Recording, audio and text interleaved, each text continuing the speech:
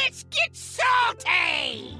Everyone, Zeddy here again with another Into the Emerald Dream card review. It is the last of the Mage cards, our final review of the week. And we have like a Spell Mage, Druid Mage, a weird style of cards here. Not sure what we're going to do with them, but they look pretty darn cool. Maybe not as cool as Wisp Mage. I'm still getting over that. Wisp Mage, absolutely rad. Anyways, we're going to review these cards. You want to win these cards or any of the cards from this expansion, we're giving away 2 regular pre-orders, 2 mega bundles out of my pocket. To enter that giveaway, like and comment in the video in the link description below, the one with that thumbnail over there. Be subscribed to the channel. Every 1,000 subs we get until all the cards are revealed, I will add another mega bundle, so hit that sub button. Make me go baroque. And I just want to confirm that the legendary, the prior video, was a wild god. I think I put a text thing over it, but still, the wild god has been revealed, and we will have another legendary here that's not a wild god. Anyways, we have a brand new location for Mage, a 1-mana YOGG. A 1-mana YOGG location, kind of. Pretty cool.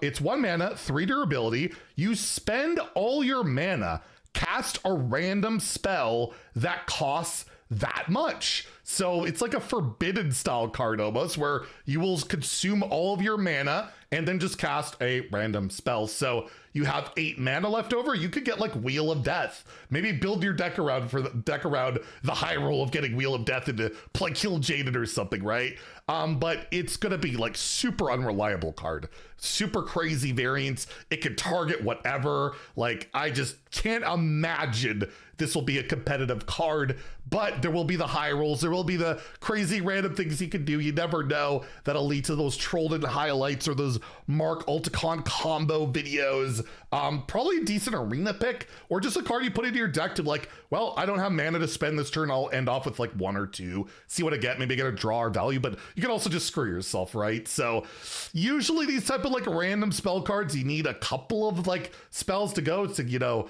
maximize your return on this. And just 1 spell, I'm not entirely sold on this. I'm probably going to give it a 1 in Standard and Wild. I just don't think it's a competitive card. I think it's more of just, I want to play some Casino Mage. I want to play a fun, cheap location in it. And I think that's perfectly valid. And again, it could cost a spell from any class, right? So yeah, 1 in Standard, 1 in Wild, but I do think it's a cool card, and I like that they make cards like this, and who knows, maybe I'm wrong, maybe it's good, but I do think, yeah, not every card needs to be insane. Next we have, I love the artwork on this card, really cool, the Spark of Life. So this is the choose 1 card for Mage. I feel like most of the choose 1 cards for all the classes have been pretty terrible. This one, not that bad. You have choose 1. You either discover a Mage spell or discover a Druid spell. So you can get new heights in Mage. We can get ramp in Mage. But yeah, you get to discover either one of those. That's fine for 1 mana. Pretty good. You get to like pick ahead of time with all that. Oh, this would have been a really nice card, I guess, before like Sif is rotating, right? It would have been nice with Sif because you could have got like a nature spell pretty reliably by, you get 3 Druid spell options. You're probably gonna hit a nature spell. So that might have been pretty good for that deck, but still cheap value.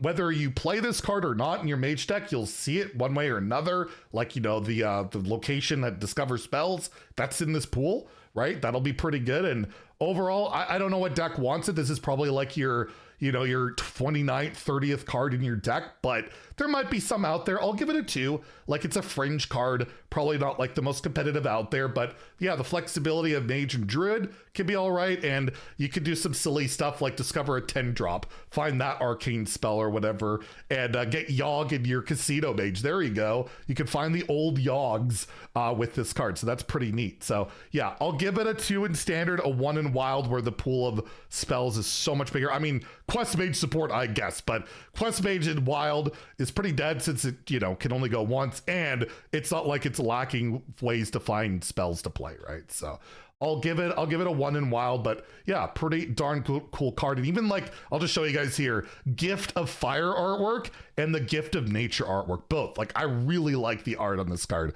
I think it's really nice. Next, we have a card that Blizzard absolutely fails at. Oh, that's toxic. Stellar Balance. I had to do it. I'm sorry. I had to do it. It's an arcade spell where you get a Moonfire and a Starfire, give them spell damage +1. So if you're not aware, Moonfire, old druid spell, 0 mana, deal 1 damage to whatever you want. So that'll be +2. And then you get a Starfire, which I believe is still, I don't think they ever buffed this, 6 mana spell that dealt 5 damage to whatever you want and draw a card. So it would deal 6 and draw a card. Is that good? Yeah, it's okay. The Moonfire is good, I guess, right? The Starfire is pretty expensive, and for 6, still probably pretty bad. And again, we don't have a great way of discounting that I can think of or whatever. Like, it's all right, but 2 mana, get 2 cards. The Moonfire you can play literally the turn you play this. Not terrible. Again, I just don't know like what deck is this going to go into. I don't think it goes into like Wisp Mage or whatever. And what other Mage decks are there going to be? Protoss Mage maybe? Because it might not be nerfing the Protoss stuff. Maybe play there, but doesn't really synergize that well. It's a weird one. I'm going to give it a 2 out of 5 in standard, a 1 in wild, but look out. You never know, right? 0 mana burn. It would have been pretty good probably with Sif around, right? You could save a couple Moonfires for Sif. Yeah, that would have been pretty good. But yeah, Sif is leaving, so at least in standard, you don't have to worry about that. And in wild, Sif is too slow, so you don't have to worry about it there either. And next we have, or I think next and last, I believe this is the final card here. Adorable card, the Kwanzu, a 3 mana 3/4 beast. We got another spider taking stats. Battle Cry, you discover a spell.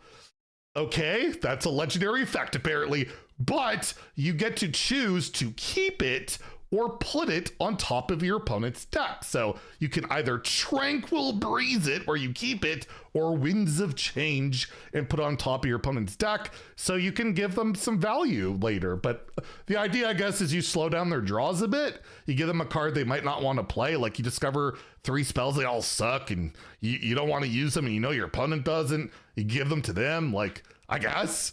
It's a weird troll card, I guess, or a value card. It's just weird. It's fine in Arena, I guess. Like, discovering spells in Arena is always good. Can get that huddle up that's banned from drafting, but other than that, this seems like a pretty much of a dud card. I just don't see the competitive viability to this card in standard or wild, just to like, wow, my opponent lost a draw there. Shucks, that really sucks. And maybe they use that spell and it's, I don't know.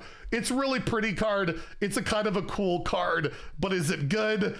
I can't imagine it. It's a good card. I'll give it a 2 because it's a premium stated minion that discovers a spell. That's fine, but like it's probably not going in my constructed deck. And in wild, I'll give it a 1. Although I gotta say in wild, it's gonna be so funny. You get like glacial mysteries and give it to your opponent. That would be pretty darn funny because that card is so bad, but they just don't play it, whatever. Like, is it that big a deal? No. So like, why am I putting this in my deck? I don't see it. So yeah, not exactly the greatest card to leave off with, but that's what we got for Mage. I'm really excited for Wisp Mage. I thought this weekend reveals was really cool. Paladin and Mage are the 2, and Druid. Those 3 classes I'm looking forward to the most. And boo Rogue. One more time, I'm gonna boo Rogue. Anyways, let me know what you think about the cards in the comments down below. We'll have more reviews starting next Monday, so hopefully we'll have more filler videos for you guys on the weekend. I'm trying. Anyways, if you enjoyed the video, please like and subscribe. Have a great day, and stay salty, my friends.